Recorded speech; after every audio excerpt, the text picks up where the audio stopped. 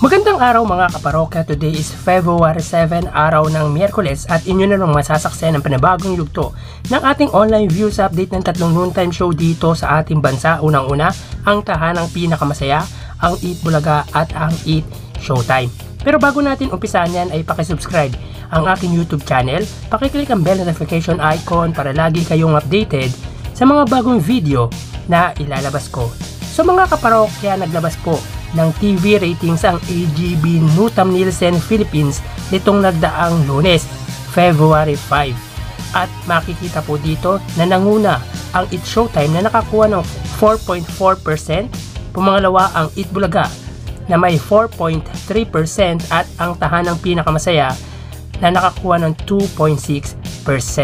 So makikita po natin dito sa inilabas ng AGB Nutam Nielsen, nagkabuhok lang po ang lamang ng Eat Showtime sa noontime show ng Tito Vic and Joey na Eat Bulaga. 0.1% lang po ang lamang ng Eat Showtime sa Eat Bulaga. At alam po natin na ang Eat Bulaga ay nakatape or recorded po sila pag-araw ng Lunes at Martes. At mapapansin din natin na ang tahanang pinakamasaya ay patuloy po na bumababa ang kanilang TV ratings. At kahit sa online viewership ay bumababa din po ang kanilang viewers pagdating sa online. Kaya mapapansin po din natin na hindi po patok sa masa ang noontime show ng Tape Incorporated na tahanang pinaka masaya. At pasabihin natin na gamit nila ang titulong Eat Bulaga ay hindi po sila pumapatok sa masa pagdating sa pananghaliang palabas or programa dito sa ating bansa. Siguro pumapangalawa lang sila dahil sa tatak or sa titulo na Eat Bulaga, at natatalo nila ang Eat Showtime nung hindi pa nila ginagamit or hindi pa nakukuha ng Tito Vic and Joey ang titulo na Eat Bulaga. So yun po, at tingnan po natin kung magtutuloy-tuloy po ang paghahari ng Eat Showtime sa pananghaliang programa dito sa ating bansa. So tara, ating alamin ang online viewership ng tatlong noontime show. Para sa tahanang pinakamasaya, under Tape Incorporated Facebook page na may 333k followers. Sa Eat Bulaga naman po, under TVJ Facebook page na may 2 million followers, at sa Eat Showtime na may 17 million followers. So as of 12:42 PM, ang tahanang pinakamasaya sila ay may 441 live viewers. Ang Eat Bulaga naman po ng Tito Vic and Joey ay may 11.4k live viewers, at ang Eat Showtime ay may kasalukuyang 26.1k live viewers. So click po natin para po sa tahanang pinakamasaya. Sila ay may 422 live viewers. Ang Eat Bulaga naman po ay may kasalukuyang 11.4k live viewers, at ang Eat Showtime ay may kasalukuyang 26k live viewers. So ulitin po natin, as of 12:42 ang tahanang pinakamasaya, sila ay may kasalukuyang 436 live viewers. Ang Eat Bulaga naman po ay may kasalukuyang 11k live viewers, at ang Eat Showtime ay may 26.4k live viewers.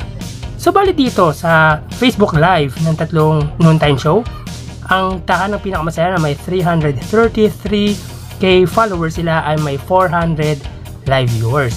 Ang Eat Bulaga naman po na may 2 million followers, sila ay may 11k live viewers, at ang Eat Showtime na may 17 million followers, sila ay may 26k live viewers.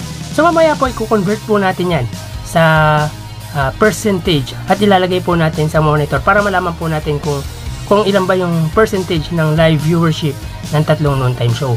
So mapunta naman po tayo sa TV Network YouTube channel.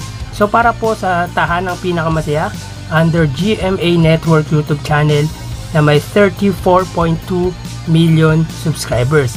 Sa Eat Bulaga naman po, under TV5 Philippines na may 1.66 million subscribers, at sa Eat Showtime under ABS-CBN Entertainment YouTube channel na may 46.7 million subscribers.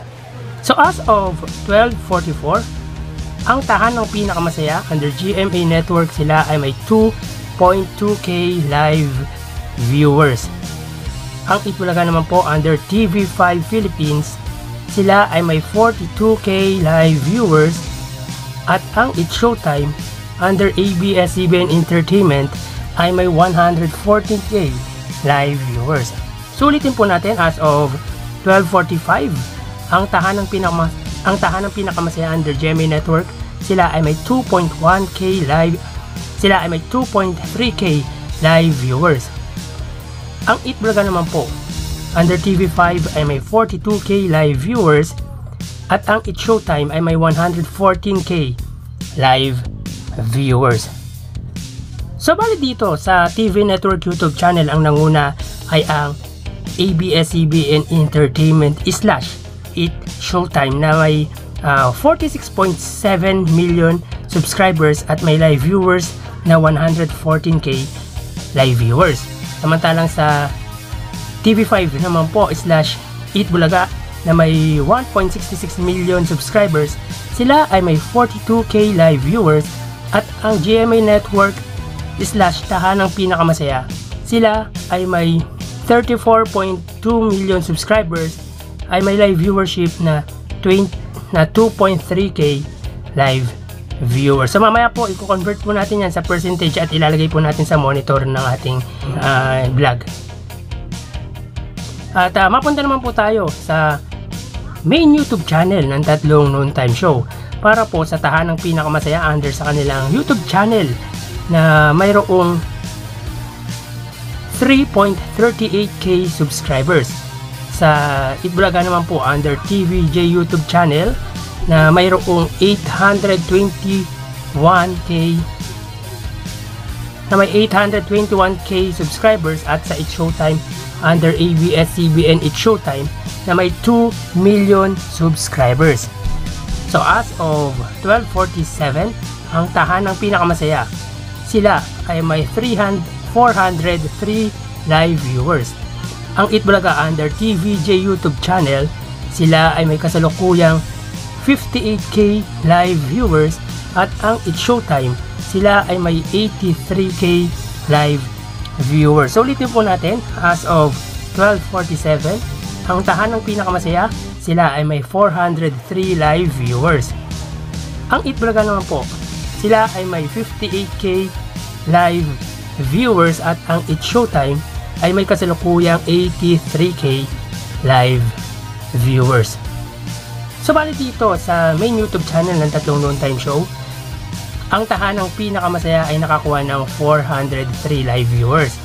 Ang Itbulaga naman po ay 58k live viewers at ang It's Showtime ay nakakuha ng 83k live viewers. So ang total na nakuha ng Tahanang Pinakamasaya at GMA Network ay 2.7k live viewers. Ang Itbulaga at TV5 naman ay 100k live viewers at ang It's Showtime at ABS-CBN ay nakakuha ng total na 197k live viewers. So mamaya po, i-convert po natin yan into percentage at ilalagay po natin sa monitor ng ating vlog. Mamaya po babalik po tayo sa ikalawang yugto ng ating online viewership. Magpapaalam po muna ako pansamantala. Thank you and God bless.